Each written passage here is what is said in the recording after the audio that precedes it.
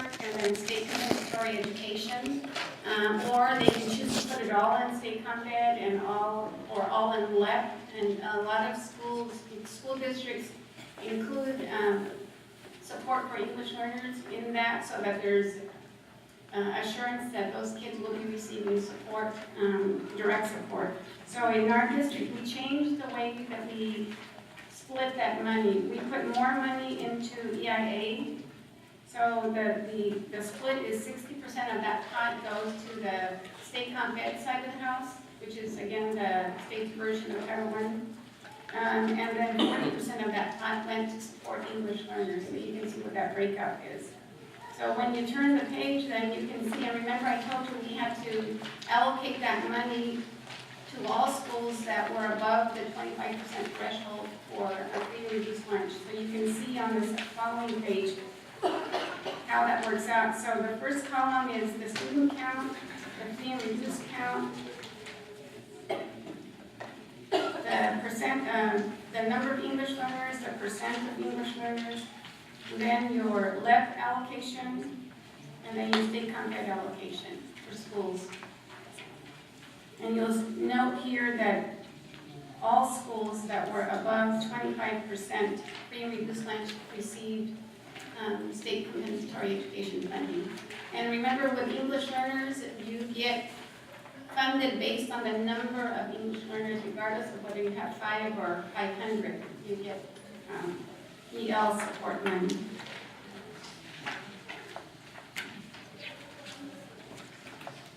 And that was how the EIA money was. But you notice they may not get Title I, but they do get the EIA money. Oh, yeah, I see Yeah. that. In fact, that's the only money.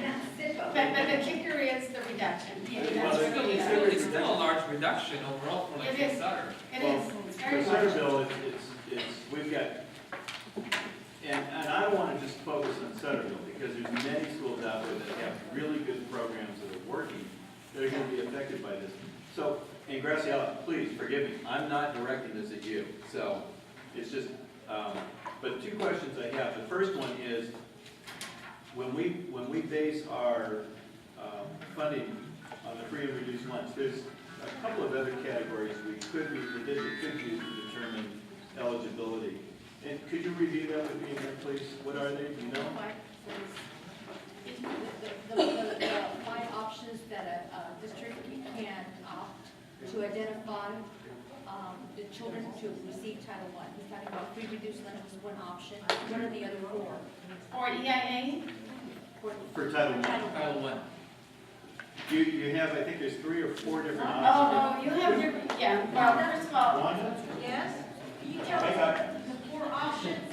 You just say Yeah, I used to know, but since we never used the others, I just forgot.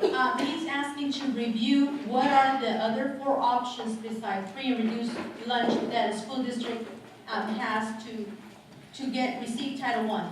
To receive it, no, that is that, it's To to allocate it. To allocate it, thank you. That's different, you can allocate money based on segments.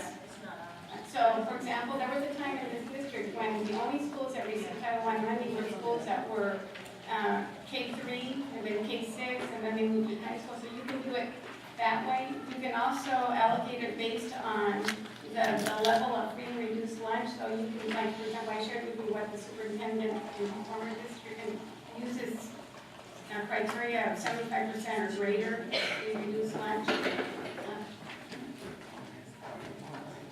Yeah, and also no,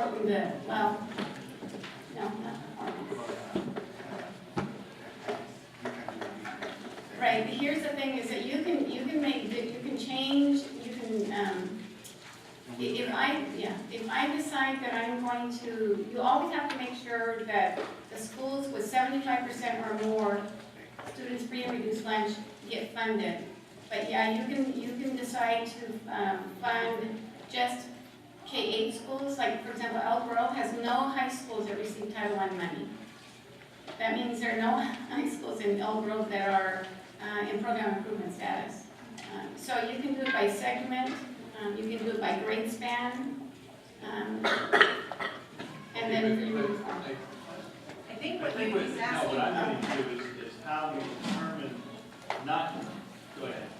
what we talked about is part one, it's in Connect part one, and it asks, what method we want to fund our, selections method. And 99.9% of the districts in California uses free and reduced lunch method. However, there's methods such as, welfare.